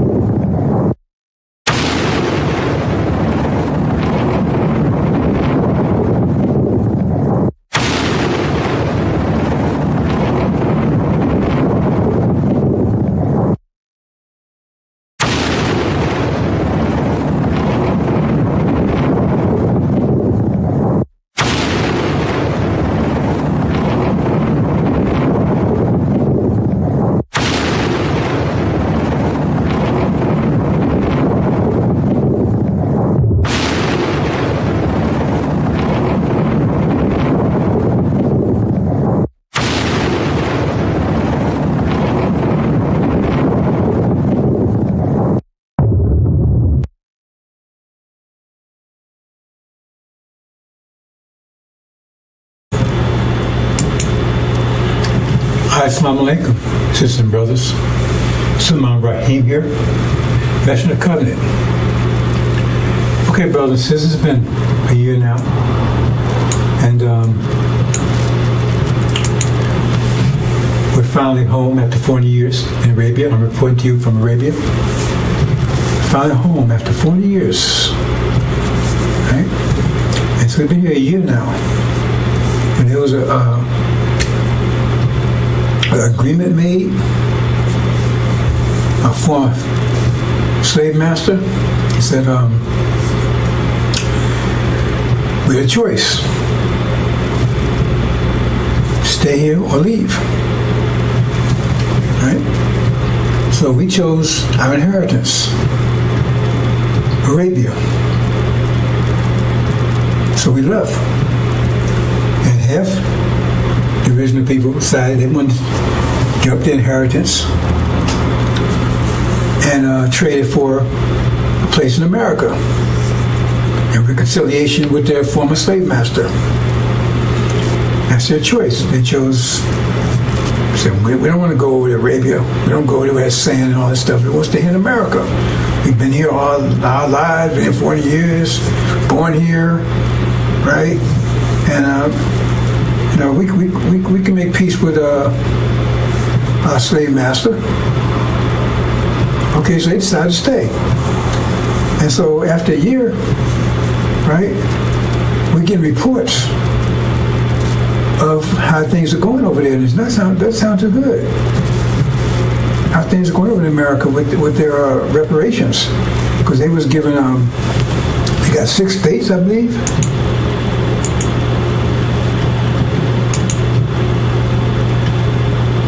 Yeah, see? Yeah. Yeah, they got those 6 states right there. That's what FARRACON told them. You know, they was listening to FARRACON. FARRACON promised them. You know, they stay there. 6 states, right? Had their own land. And they can make reconciliation with the former slave master. They're not devils. They're not devils. They're human beings. They just had a rough, they were just, did some things wrong, but now they're going to make amends and make reparations. So 6 states, and in addition to that, they gave everybody $1 million. Everybody stayed $1 million. Okay? Say, thank you, FARRACON. They're so happy. Thank you, FARRACON. Thank you, FARRACON. Man, you got 6 states. That's what you promised us. We got 6 states. They're thanking you. Thank you, FARRACON. Right? And this was a year ago. They got the 6 states. Thank you, FARRACON. Right? Everybody got $1 million. Everybody $1 million. And they're rejoicing. Oh man, they're so happy. Hey, we came, man. We made it. We got America, man. We got reconciliation for a master. You got 6 states. Everybody got $1 million. We're all rich. That was a year ago when we left. So we're in Arabia. They're still back there in America. And now we're getting reports a year later. This was the way it was a year ago, man. They were so happy. They were so happy. Right? And now we get reports of what's going on right now. Let's see. Oops, it says a power failure. Great power failure in those 6 states. Power failure. And it's just those 6 states. Right? So, and now they had a big and massive, they came asking to turn the power. Well, why can't they do it? Oh, FARRACON didn't train anybody. He was telling you about 6 states, we never prepared you for them. So nobody knows how to do it. How to turn the power grid back on. So now he's begging, man, master, can you come and turn this thing back on for us? I mean, you would think that if he told him 6 states to promise him that he would have prepared him for it, right? Their schools and education, whatever they needed for that. But now I guess they didn't, because they said over there now he's begging this former master to come and turn the power back on. And then what? I mean, this is all that's happening now. I mean, I'm getting these imports in now, a year later. It's like they're coming in every hour. power grid failure, right? They said, oops, crop failure. All of a sudden, they said, they looked at the farmers, when they done the farmers said, oh. So then they had master, what's happening here? How come right? Our crop. They found that the land they gave them wasn't that fertile. A year later, nothing's growing. Crop failure. And now master, what's happening here? Right? And then, all these things, every hour that's coming in, right? And then they look, and they had, a year ago, they had plenty of food on the shelves, right? And now, they look there now, and all the food's gone. It's gone. And she said, what am I going to do here? Food's gone. The house is empty. So he said, Master, we need some food. Well, how come you can't put your own food? You want your own country. You got your own states. That's your country. Then you run it. What are you calling us for? Right? So they're praying. And then, oops, no fuel. There's Master, no fuel there. Well, you got to buy your fuel. You got to produce your own fuel. What you calling us for? You got your own 6 states now. What you calling us for? Go and get some fuel. You got money, right? You got your own states. So you got to get your own. What you calling us for? You said you wanted your own, so now you got it. And you got your reparation, so we don't owe you anything anymore. We don't owe you anything anymore, so what you calling us for? We don't owe you anything. You said you agreed to 6 states and $1 million per person. You took that instead of your inheritance, what you call the Abrahamic covenant, Arabia. Your brothers and sisters, they left. They took that was offered to them. They took it, and you said no. I want this instead. So now you got it. So what you calling us for? Oh, no communications. Oh man, no communications, right?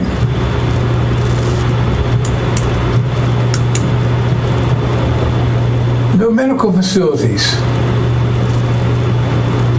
So what's going on, Master? Wait a minute, hold on. What you calling us for? That's yours. You got to handle that stuff. You want us to handle it for you? You want independence, now you have it. Wow, this stuff was coming every hour, man. Instead of a year, they was celebrating.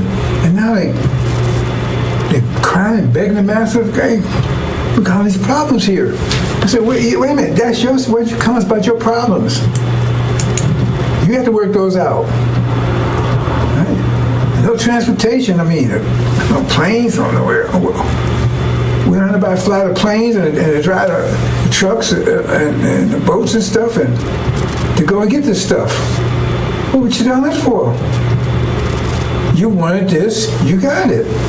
So go ahead and train your own pilots, build your own planes, build your own boats, and right? You see what I'm saying? Transportation, build your own trucks. What you calling for? Yeah, Master, we see this. You said you wanted 6 states, you got it. You want $1 million per person. That was your reparations. So now if you didn't pay people to take care of this, how's that our problem? You're independent now. You're really free now. Oops, no fuel, the gas station's empty. I can't drive, man. And no gas. Man, wow. All this stuff happened for a year. They thought that everything was great, and all of a sudden everything ran out. So I guess what happened? Everything was there when they got it, and then it ran out. They had to, for them to replace the fuel, to get the farms going. So they was left with that stuff. The factory was full. Warehouses full. Then you had to keep. They thought that was just going. I guess they thought it was just going to be there, just by itself.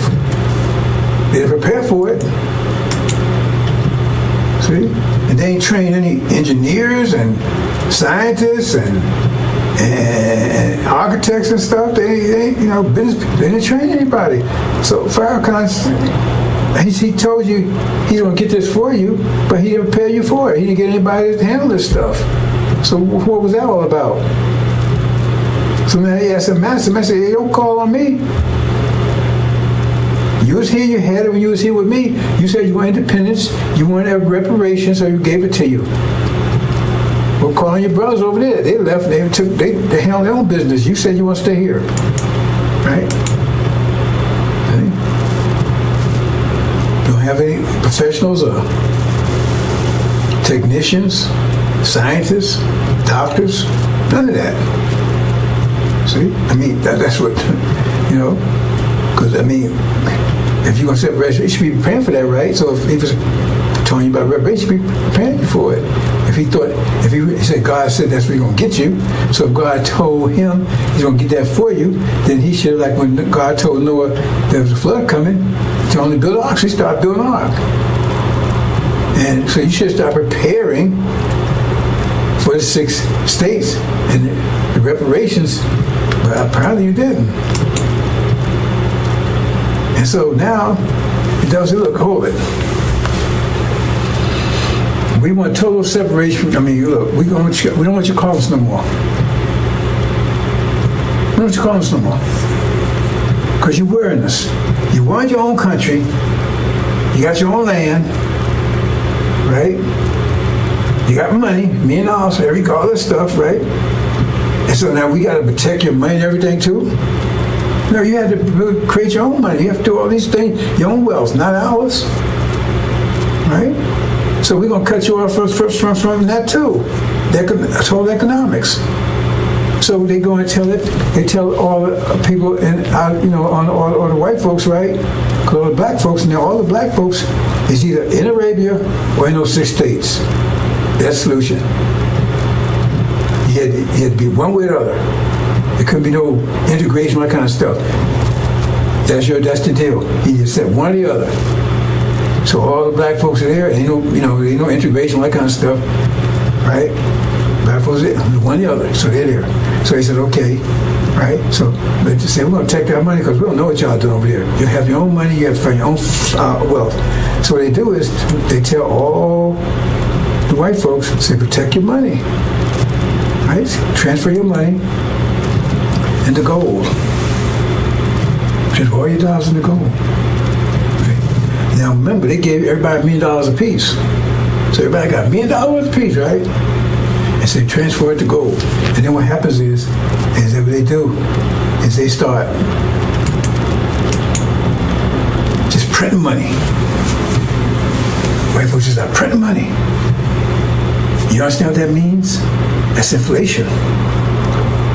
Right? Because if you got $1 million of gold, a million ounces of gold, I say a million ounces of gold, understand this, and you got 1 million certificates, then you say each certificate is worth 1 ounce. If you got 1 million ounces, each certificate is worth 1 ounce. Understand that? If you got 1 million ounces of gold and you got 1 million certificates, each one of those certificates is worth 1 million. If you want to say trade with the certificates, each one of the certificates is worth 1 ounce of gold.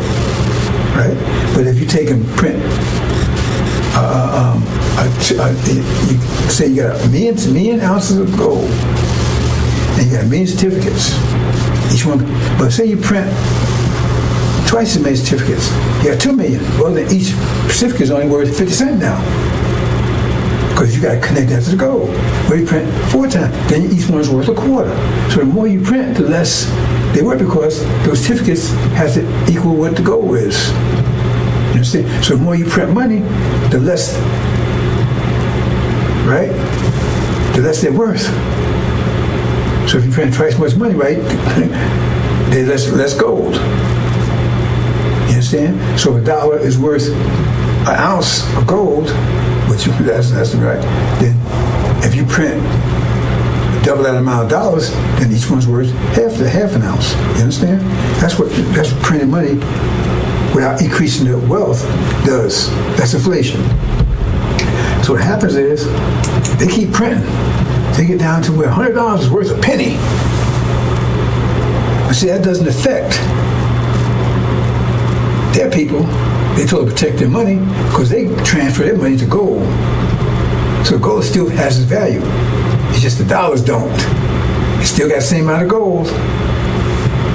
But the dollars, they get down to a penny. So you can't buy it.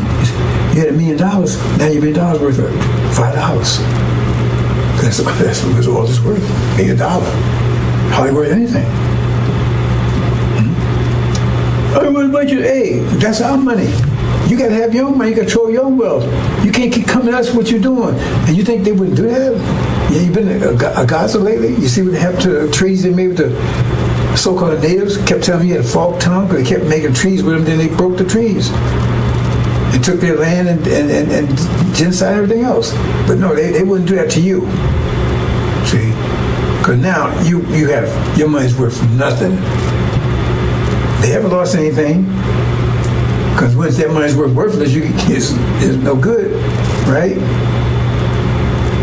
Then you burn it up, throw it away. It's worth nothing. The people still got gold, and even if they take it, hold on the money, hope it increase again, they just use another different certificate, use another form of money. So it's still worth nothing. That $1 million you had, you was so happy with it now, it's probably worth maybe $1. So you can't buy anything $1. Plus the economy's collapse because everything is failing, and you don't know how to repair it. You don't know how to build communications. You don't know how to do any of this stuff. You're not an engineer, build a house. You don't know how to do anything because FARRACON didn't.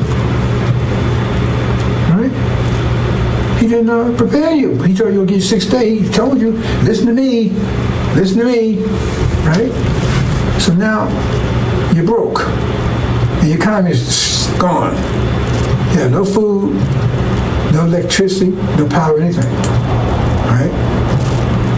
It's not their fault. They gave you what you asked for. You still had your inheritance for that. And then they closed the border. Because you want to try to get back into America now. We want to come back in, Master. No, we don't want you back in here. We sorry, we want to come in. No. That's you chose. You stay there. They closed the border, so you can't get back in here. You can't get back in America, into what you call your land now? Swaziland or something? FARRACON. Maybe call it travel land. FARRACON. They met the FARRACON, right? So they closed the borders. You can't. Because now you're hungry and everything else. Your money's worthless. Oh God, come back, Master. I come back work for you. I work for Popeyes. I do anything you want. No, we don't. Remember, the blacks either they over in Arabia or they in that land. There are no blacks in America, any places, just in that land that you 6 days. And now you're starving. You ain't got your money's worthless. Nothing works, and they close the border. Right? And then you see Master, he on the phone. You talking to the guy that you kept treating, help you. Hey, we finally got rid of niggas. Finally got rid of them. Finally got rid of them. See, on the phone. Yeah, it worked. We sold them no reparations. We sold them that used car. They turned the miles back and everything else, and they bought it. See, they could have had a BMW. They could have had a Lamborghini. They sold that for a BMW that looked good. Damn thing didn't work. And now they're starving, living in tents.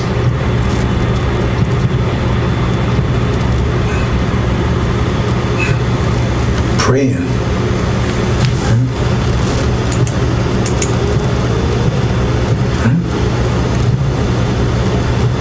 So what? Then what next? What we gonna do, FARRACON?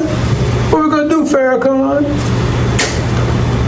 You told us to take reparations, so we did. But they gave us everything we asked for.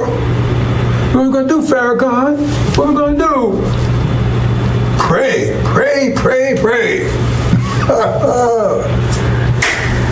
That's his answer. Pray, pray, pray.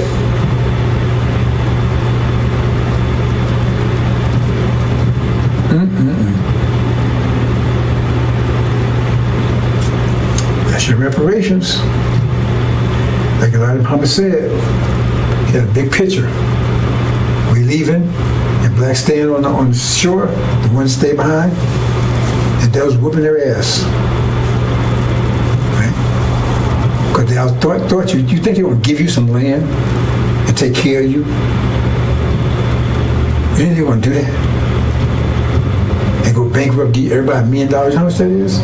If it's 17 million, that was 17 million times 17 million times a million is like $17 trillion, I think, something like that there. And they're gonna do all that for you. They want to get rid of you. So now they have succeeded. Because they closed the border, and what you gonna do? You gonna fight to come out? They closed the border. They got the military around there. They finally got rid of you. No more black problem, no more Negro problem anymore. One group's out of here, another group that's here. They're gone, and our hands are clean. We gave them what they wanted. Well, anything. Okay. God honors contracts. Remember, he honored the contract with Jacob. Esau sold his birthright for a bowl of soup to Jacob, it was Esau's inheritance, and God honored it. Okay, Jacob, it's yours. You're the one. And that's the deal. Because he ain't your friend. Farrakon ain't your friend. Pray, pray, pray. That's the answer. And this homeland you was promised, you rejected it. So now you got what you asked for. So if they gave you reparations today or tomorrow, how would that scenario not play out like that? Well, they say, okay, you got it. Tell me how the scenario wouldn't play out like that. And tell me why they wouldn't do it. They love you so much, they're going to say, okay, we're going to take care of them. I mean, why should they go out their way to take care of you when you was right here? You was working at Popeyes and then they get up on Section 8, all that stuff right here, because they're trying to get rid of that stuff right now. Trump's trying to get rid of all that stuff right now. Because they're closing on you, you don't realize it. Anyway, that's just, that's what's happening over in America. Wow. Boy, it's coming here. It's a disaster over there. And, I just got a call. Oh, wait, hold on. Really? You serious? Our ambassador just got a call from I don't know what they call it Conland or something. I forgot what they something they call it right there. That 6th day. They begged us to come and help. Can they come over here? Can we come and get them? Really? Can we come and get them and bring them? Oh no. Now he went and asked Master Farad Muhammad, right? He said, no, hell no. We ain't going to get them. And I agree with that. Yeah, the Master said he said, let's call him, and he passed the word to Master Farad Muhammad. Master Muhammad said, send him back. And listen, no, we can't come and get you. You made your choice, live with it. But die, whatever the situation is, wow. I can't believe that. They actually, right, sent a message over. I don't know how they did. I don't have any communication with them. Somehow they got the information over to them. Said, we please come and get them. Nope. Said, no, tell them no. And don't waste time communicating with us anymore. You got your land. You got your reparations. You got your money. You got Farrakon as your leader. Yeah, tell him. Talk to him. Let him straighten out for you. He didn't want to sell you the idea. He was a salesman. So you on that idea of reparations. We told you. Right? Suleiman, right? He was the messenger to you, telling you, look, man, let's go home. You said no. You chose not to.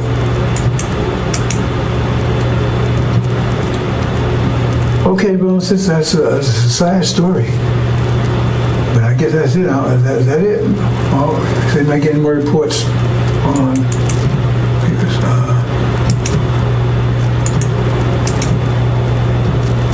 okay, he says That was Matthew Prophet Muhammad's final decision, and I think they closed communications off from there. So, like I said, brothers and sisters, we got those guys that came in. All that came in today, man. I came in fast. After a whole year, total collapse. Now they begging it. Somebody help them. We can't do it. Maybe Master help you. We won't do it. Assalamu alaikum.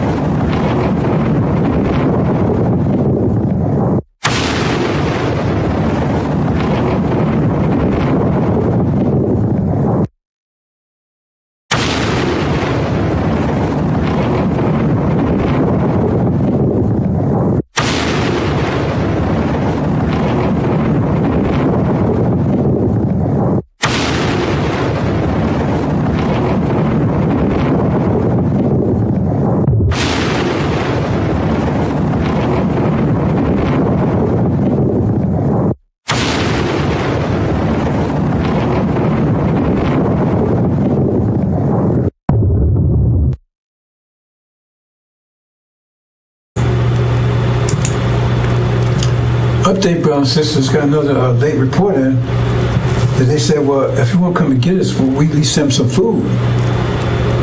They begged, said, please send some food. Master Muhammad said, no, we got to send them a damn thing, nothing, zero. He said, please just send some food. No, I just got that in. He says, if you can't come and get us, please send some food. He says, no. He refused. That's the report. I just got the information from the ambassador.